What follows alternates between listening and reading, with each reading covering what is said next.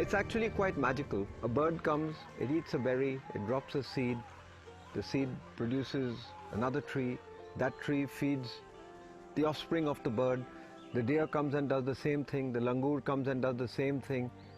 Everything produces more for the next generation than it had to consume when it was born.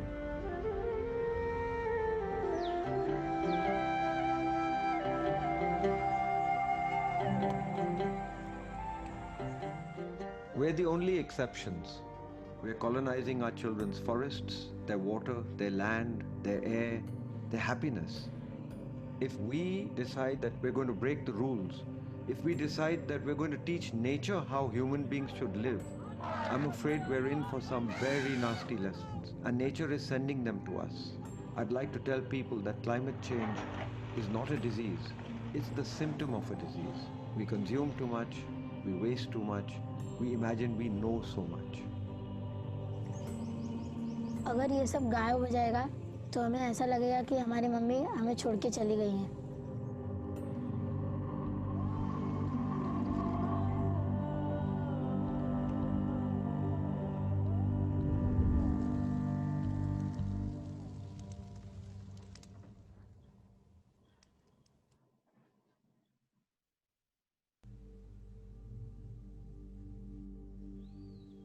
I am on a wave. And that wave is the wave of change. Not made of water. It's made of little children with different values. Values that basically said that I don't want to destroy. I want to savor. I want to see. I want to enjoy. I want to be curious. Friend, mom और nature हमारे family जैसा ही है. Nature is home. मैं हमेशा चाहता हूँ कि मेरा घर ही मेरा जंगल में हो जाए और अगर मुझे कुछ ना मिले तो जंगल ही मुझे सब कुछ दे सकता है. Children have the greatest legitimacy to ask for a better tomorrow. और अगर हम लोग को सोसाइटी में अगर कोई चेंज लाना है तो अपने आप से स्टार्ट करना है. Everything we do in our children's name. We run a program called Kids for Tigers, and I can see the light in children's eyes, not just when they enter the forest, but when they see how magically the forest repairs itself. I have a sense that the change that is coming about the world, it may seem like the economists and the scientists are bringing it, but in truth it's the young. Their ambitions are different. I want to be a naturalist, जिससे मैं हर रोज़ कुछ ना कुछ नया सीख पाऊंगी और दूसरों को सिखा पाऊंगी. मैं इस नेचर को सेव कर पाऊंगी, इसे बचा पाऊंगी और दूसरों को इसका मतलब समझा पाऊंगी. टीचर बुक से नहीं हाथ से पढ़ाती तो मुझे भी वैसा ही करना है. नेचर लाइफ है. अगर नेचर ही नहीं बचा तो कोई ह्यूमन ही नहीं बचेगा. और नेचर कौन से भी रिलीजन से बिलोंग नहीं करता, ना ये वो हिंदू है ना ही मुस्लिम है. बस नेचर एक ही चीज सिखाता है और वो है लव है. और हम लोग को लव एज अ रिलीजन समझ के नेचर को बचाना चाहिए. आप लोग कहते करके हमारा भगवान है, पर भगवान का असली मतलब जो है ना, मैं अभी आपको बताती हूँ. भगवान, भ मतलब भूमि यानी कि ग मतलब गगन, वा मतलब वायु, न मतलब नीर यानी पानी, और इन सब से होता है भगवान. और ये सब किस में मिलता है? हमें नेचर में मिलता है. तो नेचर ही हमारा गॉड है. अपना फर्ज निभाएंगे, जंगल को बचाएंगे. Save nature. This whole planet, it's nothing but a sanctuary for all life.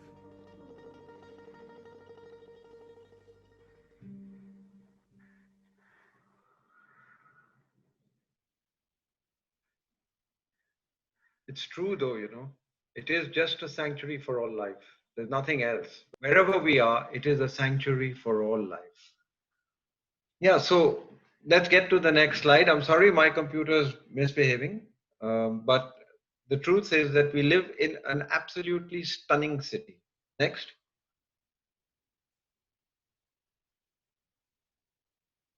All of Mumbai was once like this.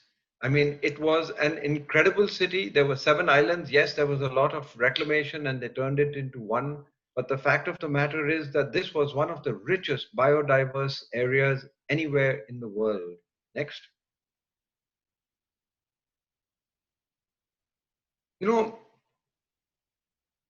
That was then, but today, I mean, really, the Bombay Natural History Society, which is one of the jewels in Mumbai's crown, in 1822, a tiger, they say, ambled down from Malabar Hill to Gwalior Tank to slake its thirst. That's 1822, not a whole long time away, you know.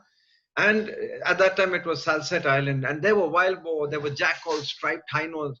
They occupied what is today's most prized real estate.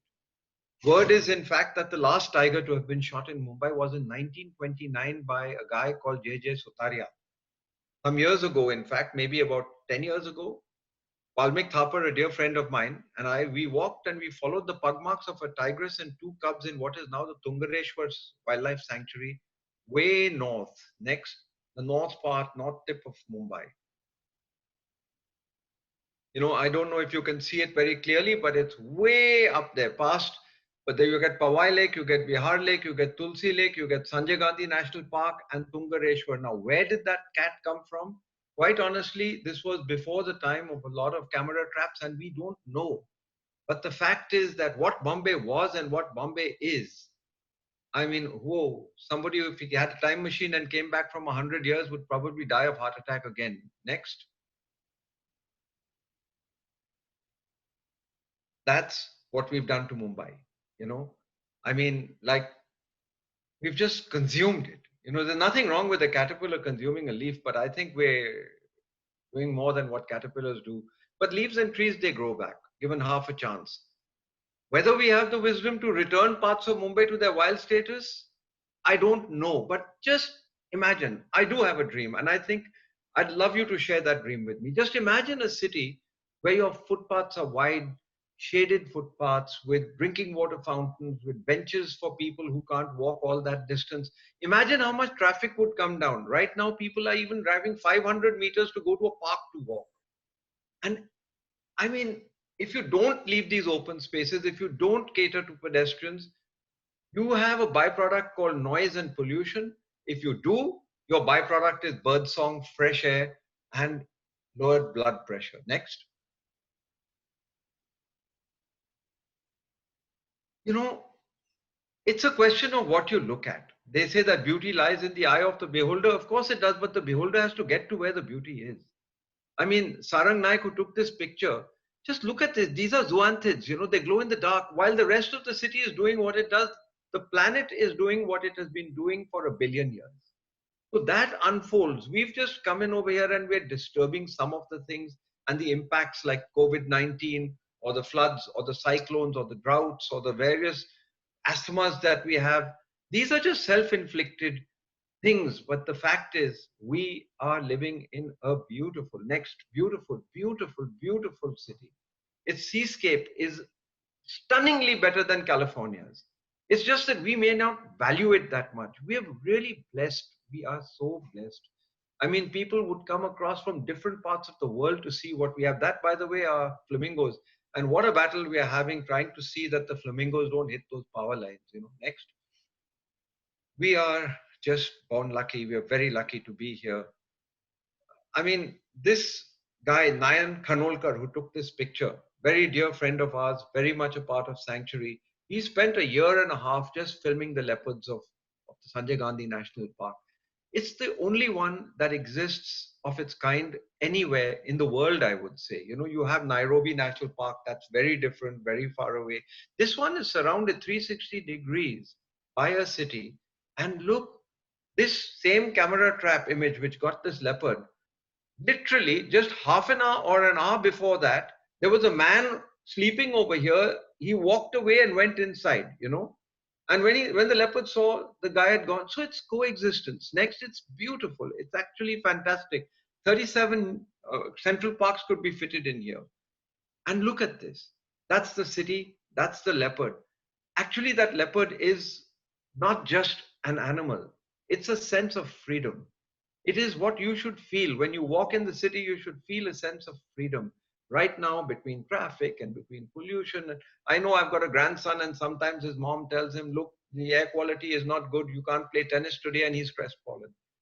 We don't have to do that. You know, we can be next so much. We can be so much happier just like this. I mean, just imagine while people are clamoring for infrastructure and development, actually, the home of this leopard and this cub This is the finest infrastructure that Mumbai has, together with next the garland of mangroves that we have, of course. I mean, those mangroves, they protect us from the impacts of the sea, all these cyclones that came, it's just incredible. In the Thane Creek, you have between 4 to 5 million birds. It could be 450 species across Mumbai. People should be able to come to Mumbai and do nothing else but just go to places like this. This is Sanjay Gandhi National Park. When the British made the Tulsi and Bihar and the lakes in Powai, at that point, these two lakes, at least Tulsi and Bihar, used to give 90% of its water. Now we've drowned more and more forests, and we're consuming more and more water, but we're going to get into more and more trouble because it just doesn't work that way, that you drown a forest, which is the source, and you expect that the water will somehow keep coming. Next. The other thing, I feel a great sense of loss, that there are so many people, Pradeep Parte, there are the Naturalist Foundation, there are so many people doing shore walks, for instance, in this city. I would love it if Khaki were to tie up with these people, or you might already have done so, but whether it's Haji Ali, whether it's the US Club, whether it's Nariman Point, whether it is Chowpatty, you've got unbelievable Dadar, you've got unbelievable life forms there. This maroon stone crab, actually, it serves as a cleaner.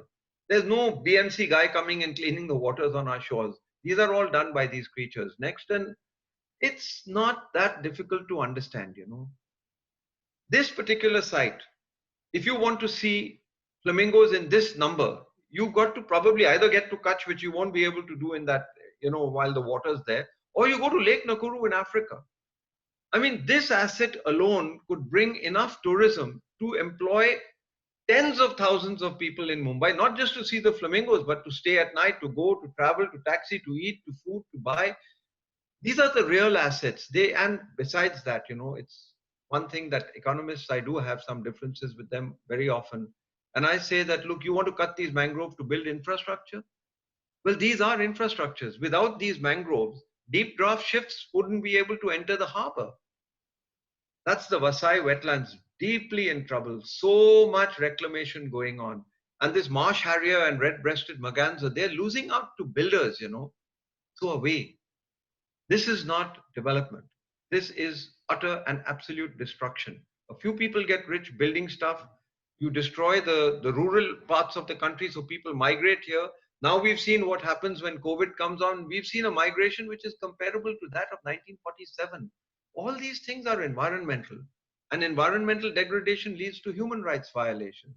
Quality of life falls, but we have solutions. We have solutions, and this, what you're seeing on your screen, is one of them.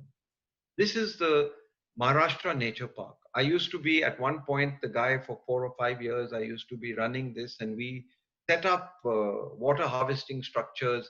But the magic of this park really is that this was one of Asia's largest landfills. It was a garbage dump. All the mess that we had used to come and be dumped over here. And we turned that garbage dump. I mean, unbelievable. Mrs. Chatterjee was there. The wildlife, the WWF was there. Plastic was pulled out. Some things were done. Some degree of planting was done. And now this forest actually hosts an unbelievable amount of biodiversity. Till very recently, flamingos used to be roaming around in those beautiful mud flats there. This is the Methi River, by the way, the one that caused so much havoc for everybody. So it is something to think about, that if we can turn a landfill into a forest, what sense does it make to turn a forest into a landfill? So Mumbai's biodiversity. I mean, this is an antlion, an antlion is a very voracious creature. It sits down over there. You might have seen these round crater-like holes, small dust holes, and it waits for an insect to slip in, and then you can see its claws. Plants, 1,000. Mammals, 40 species plus. Reptiles, 45 species. Birds, 280 species. I'm saying they're closer to 400 actually. But you have to just go a little bit on the outside. We've got more butterflies than exist in the United Kingdom in just one small pocket of Mumbai. We don't even realize. Next, you don't even realize what our assets are.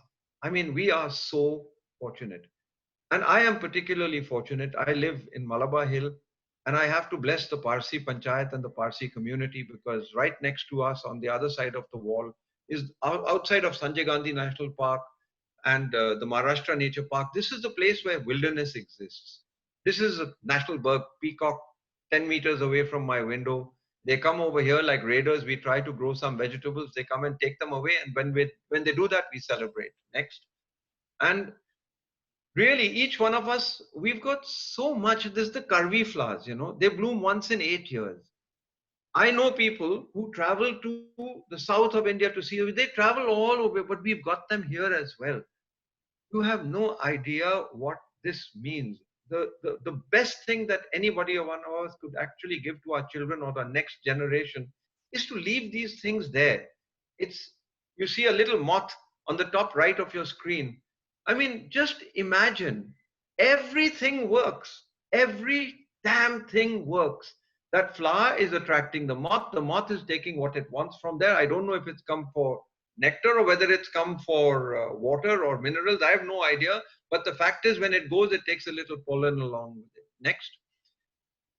This picture was taken by a lovely guy called Gaurav Shirodkar. And he's taken this picture too, Actually, there's a global movement right now to rewild cities. Because with climate change, scientists are now saying that, look, all these guys who are coming up with solutions, they make air-conditioned buildings from 0 to 30 floors, and they consume more power, and they actually add to climate change. Our city, if you go to the university or you go to the Bombay Natural History Society or you go to any one of these old institutions, they were built for fresh air to come in and out. And the best way to avoid the worst impacts of climate change is to rewild the city. This is what the Sanjay Gandhi National Park is doing for us right now, What you're seeing there is a peregrine falcon. It's adapted to Mumbai life, and all the food that is fed to the pigeons, it's supporting a certain number of these. So I guess even that, though I advocate don't feed the pigeons because they drop not so nice things on you wherever you go, and some diseases as well. But if it feeds the peregrine falcons like this next, I think it's not a bad idea at all. At least we see them with us. It's a lovely moth, the Atlas moth. Actually, in its larval state, it feeds.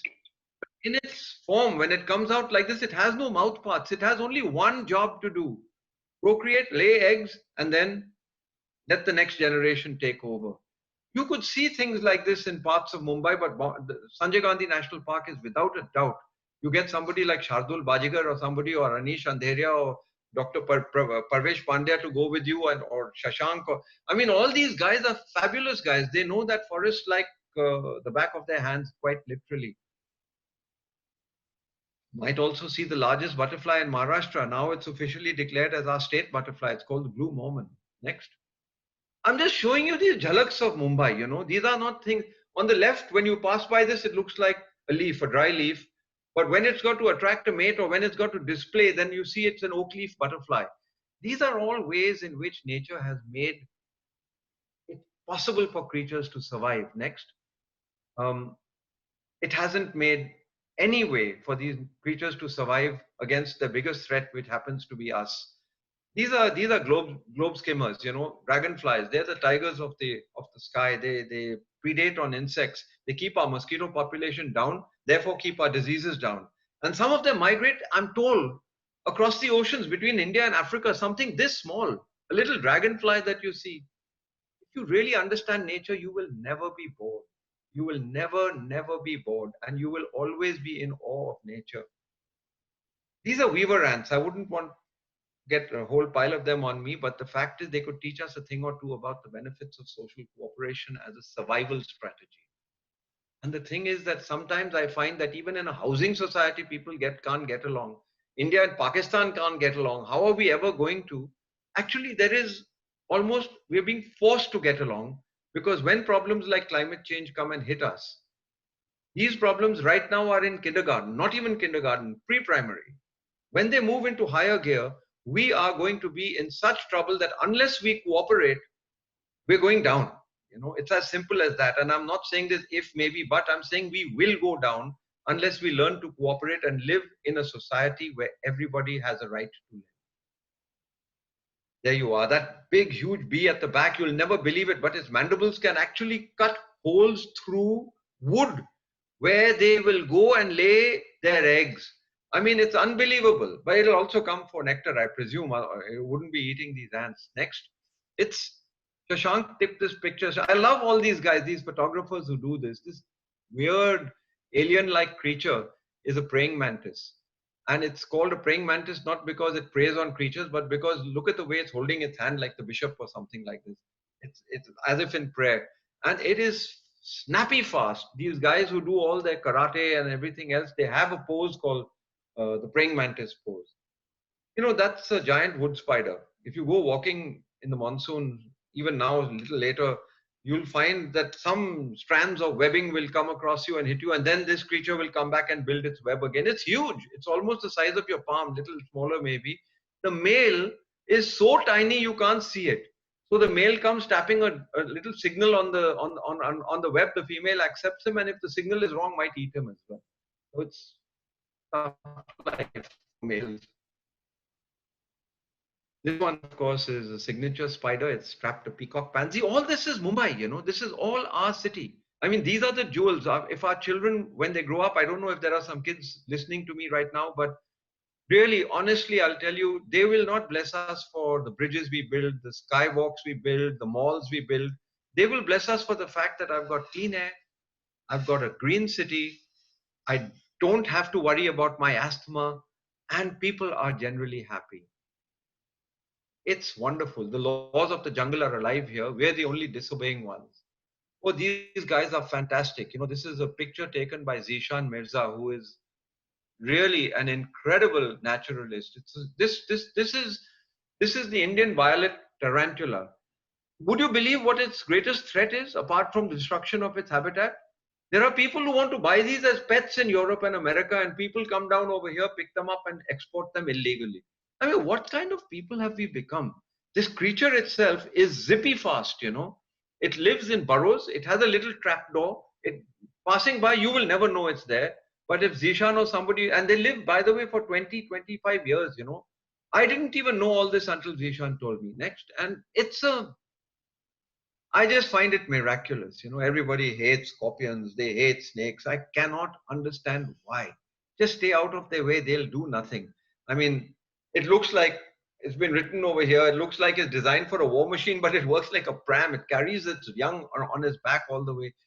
Millions of years. These creatures have survived all the trials of life. Next, and of course, it's got a sting in its tail, which nature always has. And the sting in nature's tail is COVID, which has just given us a slightly. So the Asian common toad, it's got, you know, the difference between frogs and toads is you see the wartiness, that's a toad. And this is a frog which doesn't have the wartiness. But many of these creatures, the toads, they release a toxin, and even if a snake gets it, sometimes it throws it out because it gets irritated. But they are excellent pest controllers. Some of them can eat their own body weight in insects every single day. I wouldn't advise you go anywhere near that snake.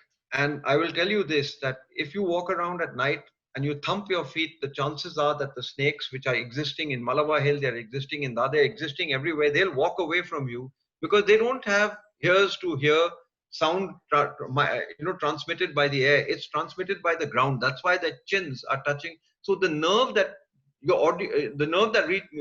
sort of lets you hear is attached to this snake's jaw, so it can feel vibrations. Whether the vibration is prey or a threat depends on how hard it thumps. That snake would love to eat. It was discovered by the first time in science when Ishan Agarwal and Zishan Mirza found it in the threatened RA forests.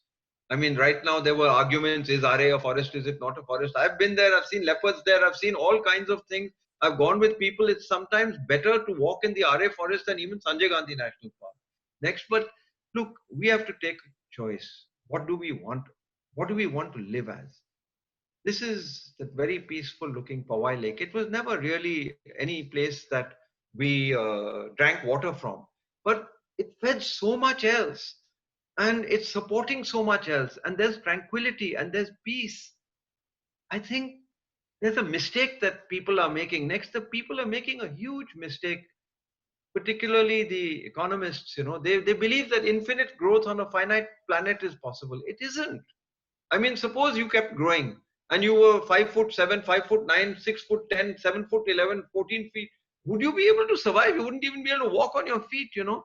So anyway, nature controls everything. This is a freshwater turtle, pest controller.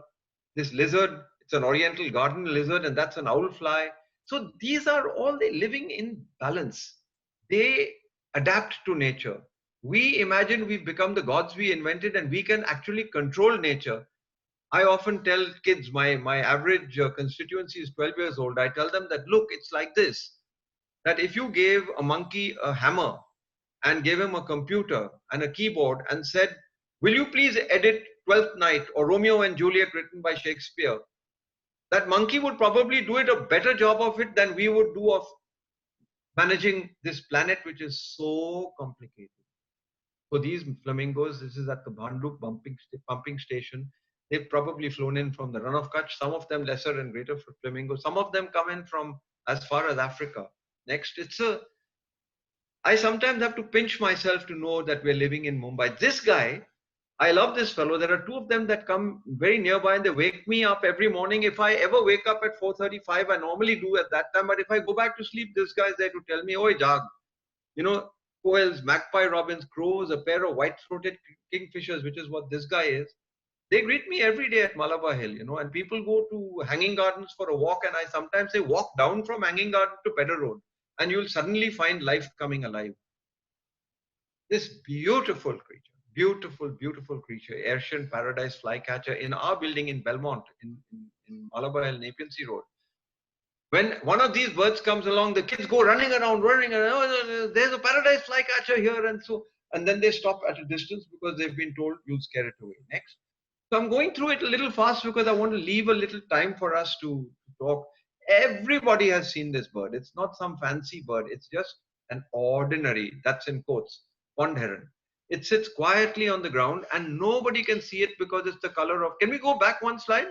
Possible?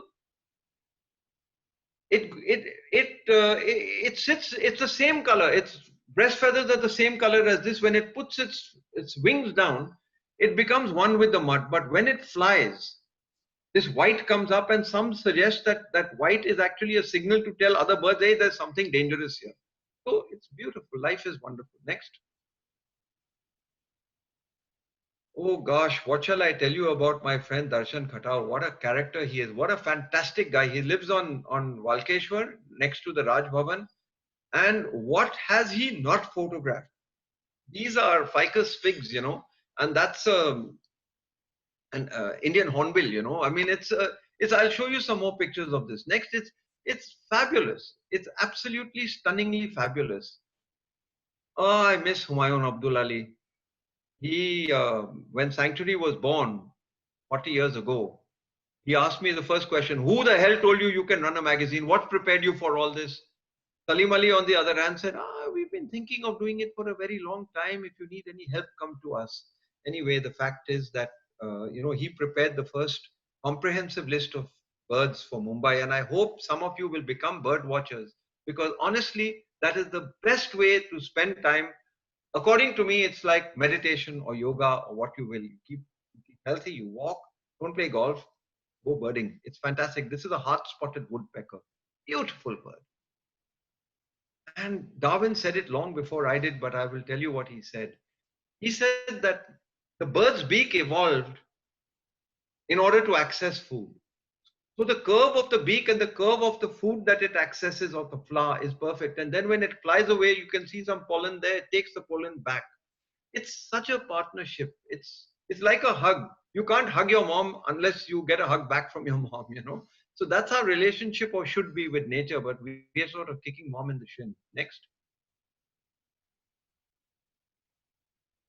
This is my good friend again, Darshan Khatau. There are snakes there. You can see this guy eating some worm-like creature over there. So these guys live quietly. They mostly come out at night because we guys are too noisy. We make too much noise. We get strange smells. We start our cars and we put smoke in their way. So this mongoose, it's a fabulous thing. Next, it's just beautiful what all we have. And this is just a small green patch. Very few people in Mumbai have seen jackals except the birders who go down and see them. If you go early in the morning before sunrise, you're bound to see a jackal somewhere or the other, except that these wetlands are being filled up.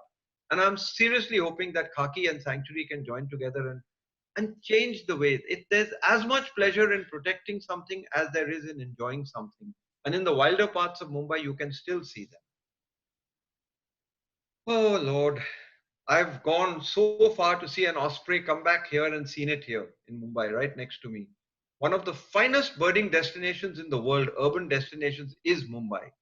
And I really think it's a shame that more people don't take to birding. But some of the birders will say, thank God, nahi to tiger ke jaise sab bheed lag jayegi yahan, you know. But Mumbai spreads so much. You know, the mangroves are spread out. The shoreline has got birds. It's amazing. I would not go too close to these blue button jellyfish, you know. This was at Haji Ali, you know. You certainly don't want to be stung by one. It hurts. It won't kill you unless you sort of have a bath and rub yourself over with them. But the fact is, this is Haji Ali. Come on. You know, I mean, there's so much going on now. They're reclaiming Haji Ali to build a coastal road. And a coastal road being built at sea level, it seems to me to be a strange thing because the rest of the world is taking its coastal roads and raising them by 5 meters or 6 meters because climate change is going to raise sea levels. So anyway, stranded assets before they're even started. Next. Look, you won't believe this. This is Chowpatty Beach, between Chowpatty Beach and Raj Bhavan. This is what is available. If you spend enough time, you will see these. This is what Darshan does. He spends his life looking out of this when he doesn't have to earn a living. And this spot he's been following for several years. Every day they come in. The fisher folk tell me this. All the Kohli guys, whether they are based in Chowpatty or whether they are based in Kaft Parade, they tell me, "Ah, hum to dekhte hain ye." And they don't trouble them. And these guys don't trouble the fishermen at all. You know. Next. What a beautiful, beautiful city we live in. And it was dedicated to this city. I mean, long time ago in Ranthambore, sitting under a banyan tree of Ranthambore, those of you who've been there, with a man called Fateh Singh, who taught me all I know about tigers and about conservation.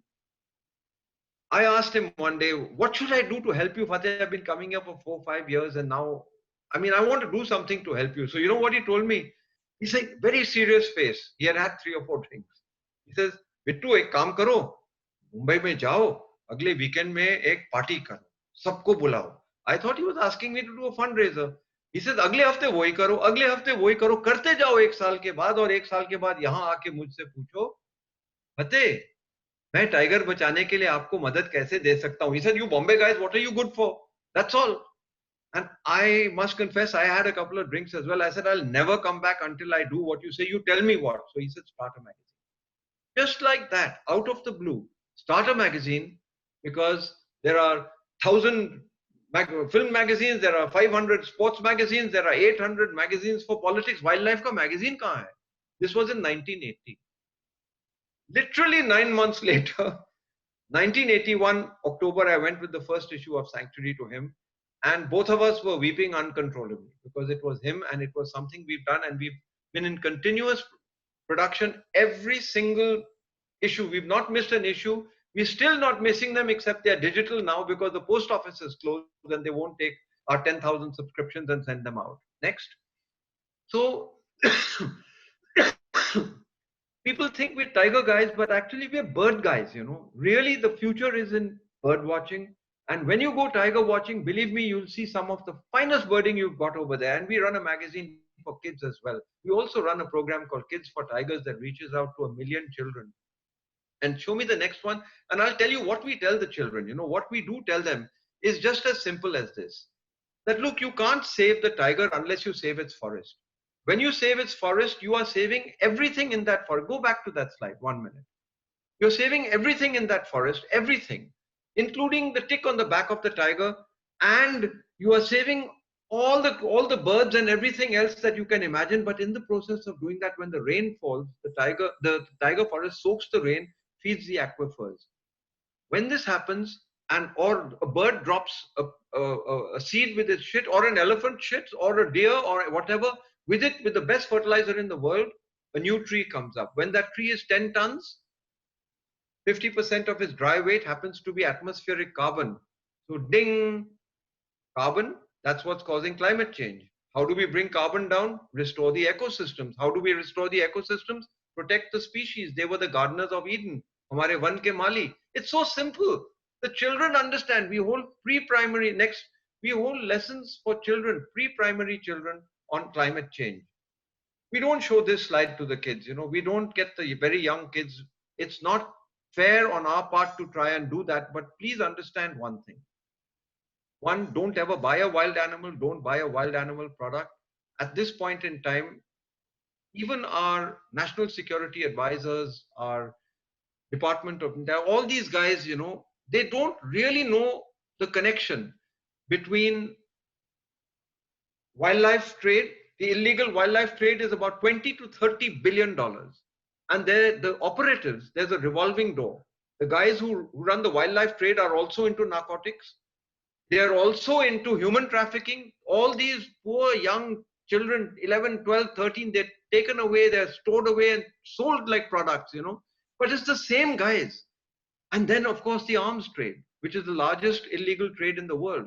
So I'm saying that you have to protect the tiger and prevent these poachers, not just because the tiger is a beautiful animal, which it is, but also because if you don't do that, your own idiocy is going to come back and pinch you and hurt you and possibly stab you, because why feed the guys the trade, which is actually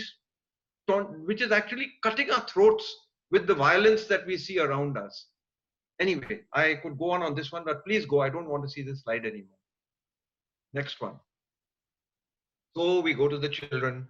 We only talk positive things to the children. We tell them the truth, but we don't tell them the truth in a way as to cause them to get into what I call ecological grief. We tell them that, look, nature is self-repairing. Like a cut on your hand, it can repair itself. So we teach them things like this. We say, okay, take all the waste paper, turn it up, make an elephant, and so on and so forth. Next, we do a lot of public education. We do a lot of things. This is just a fantasy picture that was done by an ad agency, basically saying that, look, if you're going to block the oceans like we are doing with the coastal road, if you're going to keep, that Mahim, by the way, any one of you have been to the airport, those clover flyovers from the Bandra Worli Sea Link, that's not, they've taken the Mahim causeway and turned it into the Mahim Dam. It's 300, 400 meters wide. Now it's about 40 meters or thereabouts. I haven't taken a measurement gauge, but it's just caused a thrombosis. So when the Methi River flooded, it flooded because of this. And we had told them beforehand that, look, if you do this, you're going to have 120 square kilometer catchment. Rain is going to come and it will flood. But we were not listened to because we are environmentalists and we must be anti-development. In fact, I've even been called a CIA spy. कि ये आ रहा है यहाँ के हमारे विकास के पथ में आ रहा है. तो मैं कह रहा हूँ कि विकास कर रहे हो कि विनाश कर रहे हो. What are you doing? Next. Anyway, these are ways to let people know that this is a beautiful, beautiful city, a beautiful country. All this, recycle, reuse. I would say the first one should be refuse. Refuse to buy.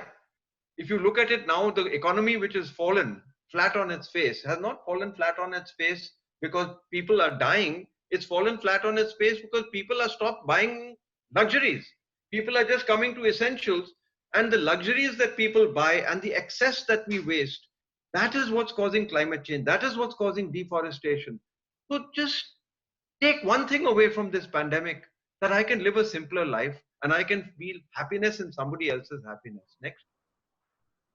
Prachi, thank you so much for doing all this. Okay, this is just, you will not be able to read this screen, but this is Sanctuary. I must tell you about Sanctuary before. I mean, breathing clean air, waking up to bird song, marveling at blue skies, Everest views in the city, so many places, new wild visitors at the window, emissions falling.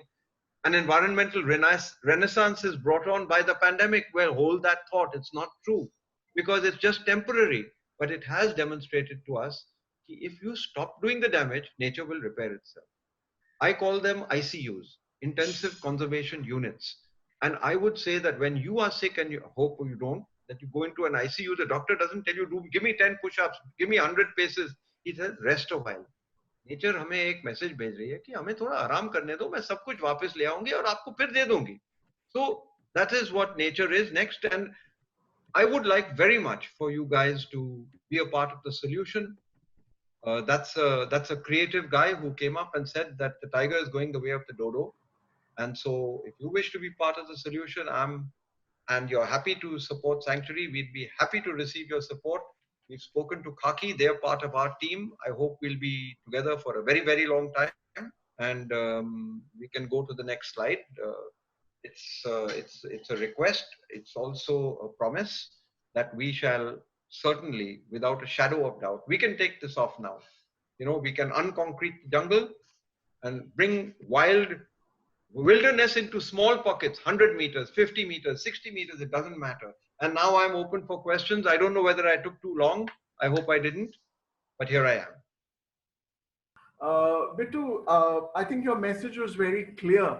Rewild the city or we will go down. I've noted that in big bold letters on my scratch pad. And I think I'd like to begin by asking you, which city do you believe has achieved the ideal balance between conserving wildlife and, the requirements of a modern? Would you be surprised if I say none? We haven't received, we haven't, it's, you take Goa, 20% of Goa is protected. But what are we doing to it? It's not a balance. We're looking at last vestiges of wildlife and we think, isko bhi hum kha jayenge, you know. So I don't think that the whole dhacha of development is wrong. If we do the wrong thing, you can't get the right result. But yes, even despite all the wrong we're doing, look at the pictures I've showed you of Mumbai. If I showed you only those pictures without speaking, you would believe that this is a paradise. It isn't. Those mangroves, we had a garland of mangroves. Those mangroves are to protect us from sea surges. They are to feed the fish. All the fish that people love to eat from far away, the fishing community is supported because those fish produce. All the fish fingerlings are born there. They come there. The sharks come here to lay eggs. So I wouldn't say that, I wouldn't hold out any one city and say this is perfect. You go far away from the city, many of the villages are also becoming urbanized. But if you go away from those villages, just 10 kilometers out of them, and suddenly you find everything is okay because the human footprint isn't there. So my point is not that you go and live in a cave. My point is that, look, try and bring more naturalness into the city, more naturalness into your life. And you'll find that before you know what's happened, like as fast as your kids grow up, the city comes back to life.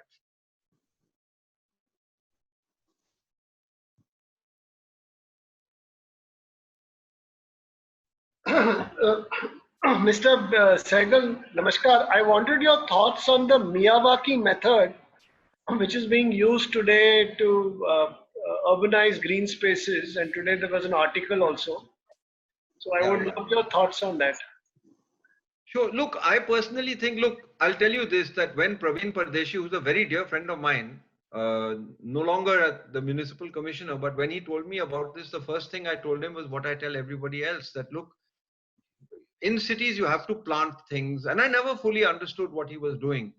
But the fact is that the greatest planters are always the species. But when I saw what was done in, say, in one place, that is B.A. Desai's Priyadarshini Park, I mean, I couldn't count the number of butterflies that were there because they planted some 30, 40 species at random. The ones that were not meant to grow didn't grow.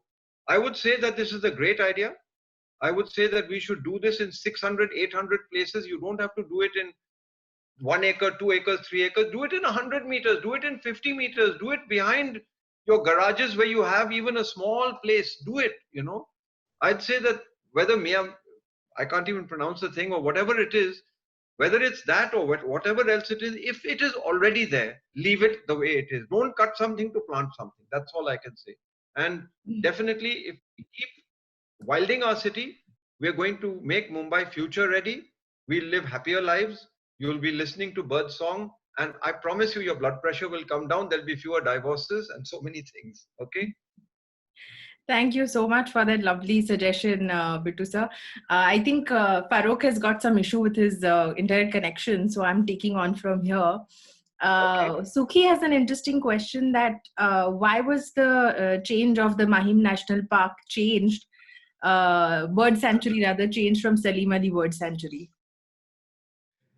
Actually, I have no idea. All I know was that I thought that that was done because Salim Ali had spoken to people and they honored him. And I don't think they dishonored him. I just think that this is the way India is. You know, you don't let things stay. I don't think there's any great political reason for it, but I would wish that it would be renamed after him. But Mahim nature park, if Salim Ali was here, he would give me one hit at the back of my head and say, "Oh, stop it, so long. What's wrong with my?" Salim Ali was like that. He was a lovely man, lovely man. I miss him every day. A question that is connected more to current issues. Ankur asks you, what is your take on the loss of forest due to the DMIC and the Good Strain project and the array loss in Mumbai? 1 minute. The loss of forests in Mumbai? Yes. Is that because your... of the array? Yes, the array forest loss. Look, and the Good Strain project also. Ridiculous. It is ridiculous for us to take a natural forest and destroy it in order to build an infrastructure. The metro can go anywhere, it's underground. It can go anywhere. At the end of the day, it's only money. You're spending 12,000 crores on something. You can easily spend another 100, 200, 300 crores if you have to, because the value of the RA forest as a place of recreation, as a place of carbon storage is far greater. It would recover its cost compared to what they would spend 10 times over within the lifetime of the serving officers, So I'm saying, in a nutshell, we're going to have to work. When I'm saying the Miyawaki forest and this forest and that forest, that's an already existing forest here. It's like saying, look, I have a mother who's so good, then you, okay, dump your mother, let me get a new mother. How do you do that, It's fine, Anyway, I'm being facetious, but you get my point. And correct me if I'm wrong, I believe that when all these officials say that, oh, we'll plant 1,000 other trees, it doesn't serve the same purpose, right? Because that kind of a natural biodiversity is not created like that. It's not only that, you'd be so shocked to know that when environmentalists in their innocence shout that, okay, replant the tree. First of all, I say, okay, suppose I want you to work for me, but I don't want you to live where you are living. I'm going to put you somewhere in Kanyakumari, Tetta. Are you going to be happy? You have to be, you take a tree from here and put it somewhere else. Trees are communities. I'm not talking about, oh, I love trees, they're communities. I'm saying trees are communities. In that community, you've got birds, you've got bees, you've got insects, you've got ants, you've got so many things, you've got squirrels, and it's maintaining a certain degree of climate. Every tree is an air conditioner. So if you take all the trees away from one place and plant them somewhere else, ye log to garmi mein marenge. So, and apart from that, they are dust collectors, they are sound bafflers, they dampen sound. And if you look around, I'm telling you something what I've seen myself. When these guys came on Nepean Sea Road and hacked down a lot of trees, and we went to court and we lost at that point, the then additional municipal commissioner said to me, old people die, what's wrong with old trees dying? So I said, bhai, abhi tere se main panga to nahi lunga, court mein jaunga. There also we lost. But the fact is that this is how it is. The price you pay for loving and protecting something is eternal vigilance.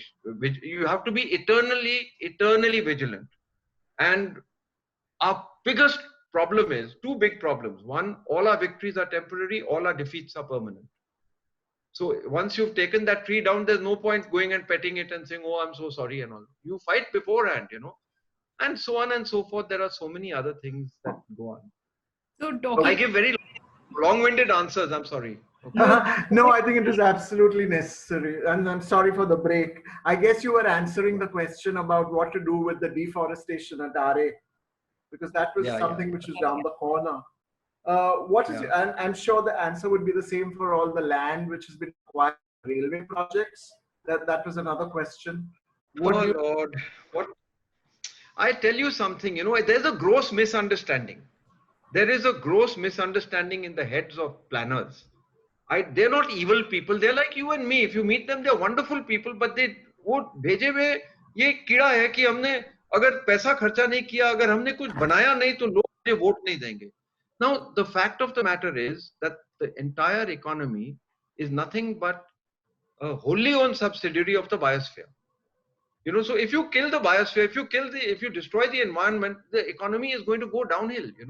So they don't understand that when you want to get fast from one place to another, take this thing of this coastal road. What I want as infrastructure investments in Mumbai is, I'd say, raise the level. If somebody in Kolaba is in a problem and he has to evacuate, and there's a storm in the sea, he can't use it, there's no way to go, you just die there. We need to have elevated roads. In some cases, I'm not against all infrastructures. I'm just saying make them future ready. Climate change is going to come. So I would just say to you that, you young guys, I feel sometimes when I'm talking to the 12 and 13-year-olds, I don't know how old this audience is.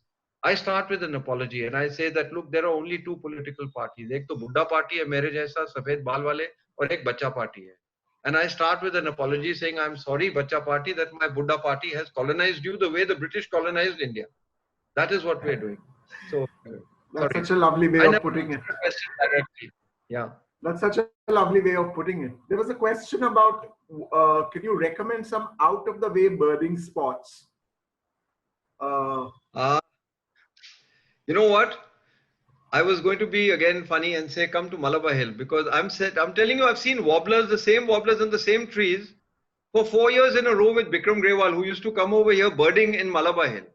If you go down between Malabar Hill and Pedder Road, but really, if you're asking seriously, you go to any of these wetlands, Panjay, you go to Uran, you go to Thane Creek. If you go to the Flamingo Sanctuary, which we fought and got made, I mean, you will never believe what you see there. Of course, like the tiger, people go to see the flamingo, but you're seeing all manner of creatures. You're seeing birds which you'd be celebrating if you saw those birds in a wild place. So anyway, I would say that these are some of the things. There are exotic places you can go to in the Himalaya and you can go everywhere else. But birding is something you can do in your backyard. And I think you've answered this question a little differently. There was a question of what should we do to make our children love Mumbai as the way some of us over here, including you, do. Look, I've worked now with children for 40 years. I have 3 unforgiving grandsons who are almost my trainers. And I will say this to you. And every teacher, if there are teachers in this audience, will agree that children will never do what you tell them to do. They will do what you do. It's monkey say, monkey do, So if you set them a good example, the children will do the right thing. If you tell them you mustn't do this and then you pick up a cigarette, smoke and throw your packet outside, he'll do the same thing with his chewing gum first and then he'll start doing it with the cigarette packet. And the same thing with kids, not to use the plastic. I tell them don't listen to the water tap when you put it on. Today everybody is washing their hands. You'll empty your tank, But if you have just a trickle, you're also washing your hands much better. Much better. You're taking the soap off and the virus is running away and you're saving water. So small things, do the small things that can be done. And if you can't do too many things, join somebody else, enable somebody else, donate to them or donate your time to them. But don't ask them to do things that you are too lazy to do. I mean, that's not fair. So show by emulation and join hands with like-minded people. That's your message. Absolutely correct. Okay. There was another question about why was the name changed to changed from Salim Ali Bird Sanctuary? I answered that one before. I answered that one. I don't think there was any ulterior motive, but the fact of the matter. Not only that, I think even that Salim Ali Chowk, which is next to Lion Gate, has been, for some reason, I see the board is off. It should come back on, right next to the Bombay Natural History. Okay. So, Parina had another question. What should the local authorities do to this natural reversal, this less pollution, seeing more wildlife, dolphins at Walkeshwar? Is there something which local authorities can do, or maybe we can do, to prevent ourselves going back to square one? No, I mean, the point is, because there's a dolphin, I'm not going to ask the fishermen, don't go, there's a dolphin. Dolphins and fishermen are together. The same way, if you looked at that peregrine falcon, the peregrine falcon was sitting outside a ledge where you don't go. So by and large, you'll find that the less disturbance you cause, the better becomes our chances of seeing wildlife close to us. And wildlife is not only the big one, they're the small ones. I mean, right now where I live, I'm just waiting for the fireflies. If I put all the lights off, even on Malabar Hill, you get these little jewels coming up like fireflies right here. So if you are A, look out for them, B, try not to hassle them, C, for God's sake, try not to use pesticides. It only comes and gives you cancer and stuff like this, and it kills the secondary predators, which like frogs and toads and things like this. So do the small things. Consume less, don't use toxics, don't invest in companies that deal in oil, coal and gas, for sure, because those are the companies that are causing climate change. You cannot be all pure. Don't try to be some kind of archangel, because then you'll probably go up over there with them, You just do what you can do. Gandhiji said that the worst of the worst is the person who does nothing because he can't do everything. So do Okay. what you can do, and it gets to be a habit.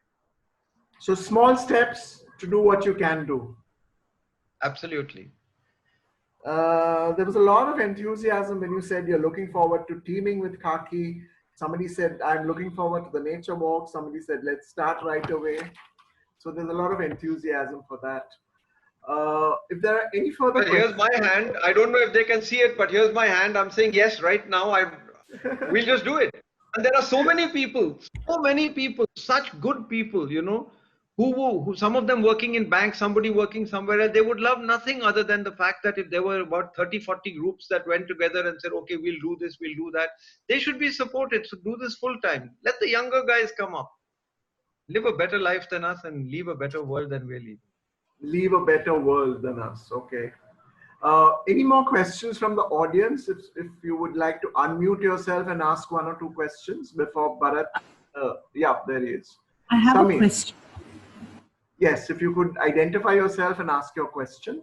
I'm not I saw Samir. Samir there. It's not Samir. It's his wife. But hi, Bittu. You know what I wanted to ask you? First of all, we absolutely love you.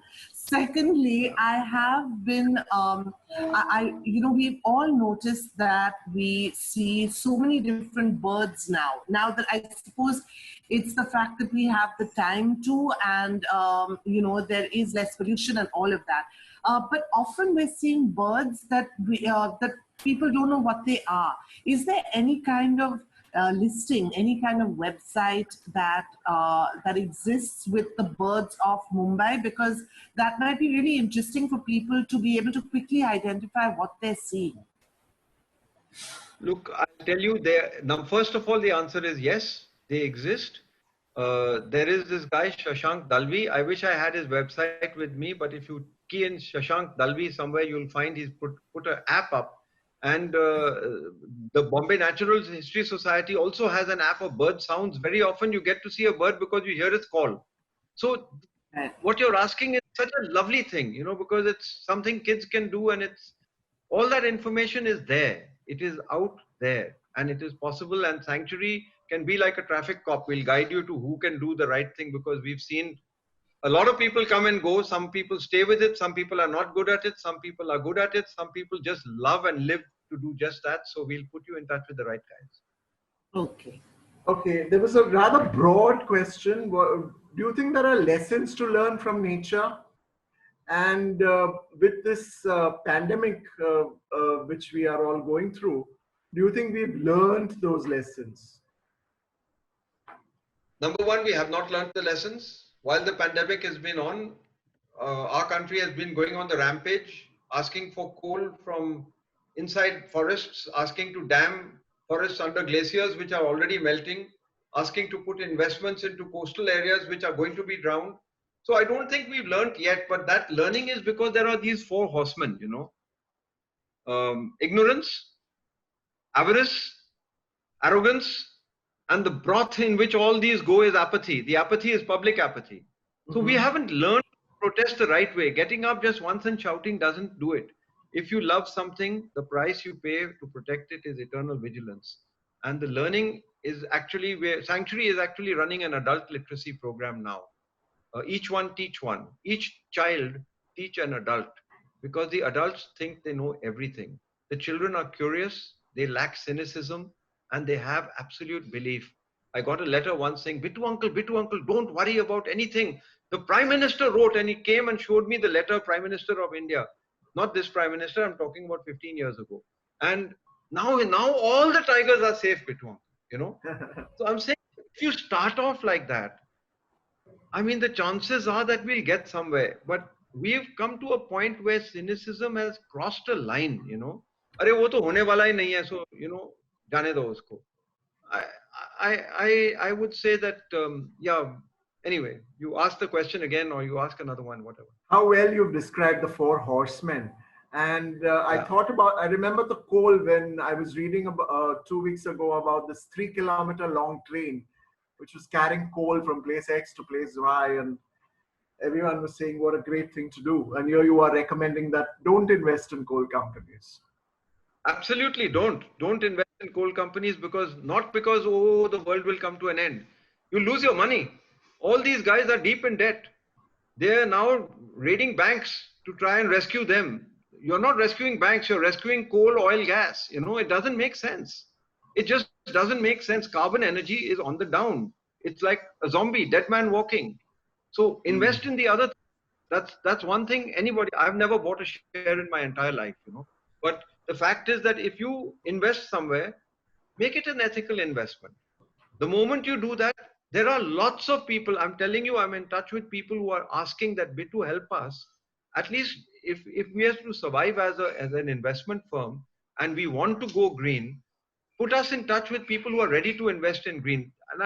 And they say that, look, they'll be ready to take 1% less or 2% less, but not that if they're getting 8% or 9%, you tell them, hum aapko 8% denge. But the growth industry of tomorrow is the alternate energy industry. It's the one which is growing the fastest. It is the one that will earn the most money. It is the one that will save the world. I'd be interested in knowing a little more about ethical investment. Yeah. Well, I don't know if you've heard of a company called Morningstar. If you type in Morningstar, there's a lovely man there called Aditya Agarwal. And Morningstar does an assessment of various mutual funds and things like this. And they're seriously interested in seeing that, look, they're seeing the writing on the wall and they're going to their investors and saying, look, this is where your growth will be. If the growth at one time was, let's say, for a Walkman or for Kodachrome or for XYZ, now even the Sony cameras and the Nikon cameras, the growth is beginning to dip because now so let me put it like this. I think that on ethical investments, money talks. And a lot of people are now opting for ethical investments because, quite frankly, like people who invested money and did futures trading saying we'll get 3 rupees 30 paisa per unit of electricity. Suddenly the alternate energy price has come down to 1 rupee and 90 paisa or 2 rupees and 20 paisa. So why should the state electricity boards buy at a higher price? So ethical investments will come because younger people particularly, they don't want to support the wrong thing. So approach the young, the guys in college, the guys who have gotten out of college, all these guys, and I think it'll work. I can't tell you this is ethical and that is not ethical, except I'm telling you the big three stay away from. And right now, 24 years of defamation case against me, we won a case against pesticide companies because all we said was the pesticides are dangerous, and they said no, WHO says it's safe. So they filed a defamation case. It was called a SLAP suit, strategic lawsuit against public participation. And I can't tell you that it's just the last throes of a dying industry. Ethical investments will become financial investments tomorrow. Those people who invest in it now will have the greatest experience and they will have the richest rewards tomorrow. Great, great. So, which brings me to the last question. How do you personally keep such a positive attitude, and what keeps you going besides these encouraging comments from children who sort of seem to be seeing to spur you on? I don't know, I've been asked that question, and all I can say is that I was born to the belief, something my dad told me maybe, that you don't lose until you give up, And the other thing is that I'm not getting up every morning and saying, "Hi, meri kismat, dunya bachani hai." Actually, I would do nothing else in my life. If I was a billionaire, I would still be doing this, Of course, so you'd have to ask questions. How did you become a billionaire? That's another question, But the fact of the matter is that my enthusiasm does come from children. It comes because I know that they have changed. And I know that a child who is 9 years, 10 years old, and I've been doing this for 30, 35 years now. And now these guys are heads of companies and they're already asking to change their business models. They're going into newer things. And let's see, no one thing, we're all diverse people, like the diversity of a forest. We'll have different attitudes, and somebody takes to yoga, somebody takes to meditation, somebody takes to running. I take to protecting the planet and children. So I can't resist asking the following question. Was it one sudden realization that I must tackle the children, or was it a gradual thing? And what was the turning point? See, there was, I had a friend who's no more called Teddy Goldsmith, and he said there's no such thing called a V-turn. It's always a U-turn. Even if you take the wrong exit, you can't, you miss your exit. You can't just slam on the brakes. You got to find a way. So my life's purpose, I blame it on John Lennon actually. It was all his fault because he said life is what happens to you while you make other plans. It took your socks off, but when I was 16, I just finished senior Cambridge. I was not yet 17, and I got a job selling huge plastic buckets to the chemical industry. And I made so much money in 3 months or 4 months because I had myself a motorcycle at the age of the minute I could get myself a license. And I had so much money, I'd be the one paying for all our friends, you know. And then something happened. I don't know what. I began to fall in love with nature. And when somebody hurts what you love, you protect it. When you succeed, somebody else says, will you help me too? And it's like Brer Rabbit's tar baby. Most people haven't heard of Brer Rabbit either. But the more he hits the tar baby, the more he gets stuck. So I'm like that, you know. I'm just very lucky. I could have been selling toothpaste right now. Oh, heaven forbid. Great. I was also an advertising guy, by the way, for about yes. a good year and a half, 2 years. I was an advertising guy, and I had a person called Ravi Gupta who taught me that don't sell a product, sell solutions. Sell solutions, yes. That used to be quite That's the mantra. what we're doing. Yes. So thank you very much.